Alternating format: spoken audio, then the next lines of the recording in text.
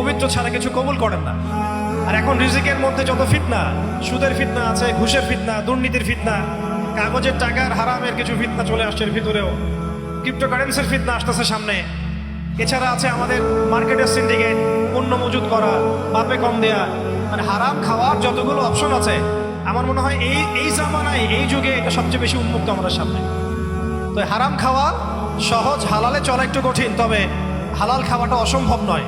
আল্লাহ পাক সূরা তালাকের মধ্যে বলেছেন, ওয়া ইয়াত্তাকিল্লাহ ইয়াজআল লাহু মাখরাজা, যে ব্যক্তি আল্লাহকে ভয় করে আল্লাহ পাক তার জন্য রাস্তা বের করে দেন।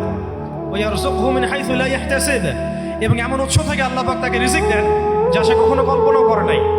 আল্লাহ পাক আমাদের সবাইকে হালাল খাওয়ার তৌফিক দান করেন, আমিন। 8 নাম্বার এবং 9 নাম্বার একসাথে বলে শেষ করছি, সেটা হলো আমাদের প্রত্যেককে কমপক্ষে পার্ট টাইম দাওয়াতের কাজ করতে হবে। দাওয়াত এবং তাবলীগের কাজটা এটা এখন আমভাবে সকলের উপর বর্তিয়ে গিয়েছে।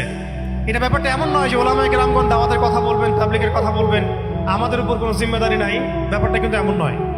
আমাদের প্রত্যেককে সৎ কাজে আদেশ করতে হবে, অসৎ কাজে নিষেধ করতে হবে। এবং আপনারা তো সবাই জানেন, হুযায়ফা রাদিয়াল্লাহু আনহু থেকে যে হাদিসটা বর্ণিত হয়েছে সহিহ মুসলিম শরীফে এসেছে, যে যদি আমরা সৎ কাজে আদেশ না করি, অসৎ কাজে নিষেধ না করি, তাহলে আল্লাহর পক্ষ থেকে বিপদ আপদ, বালা মুসিবত, গজব আসবে। এই সময়ে ওই কম দোয়া করবে, কিন্তু এই দোয়া আল্লাহর দরবারে কবুল হবে না।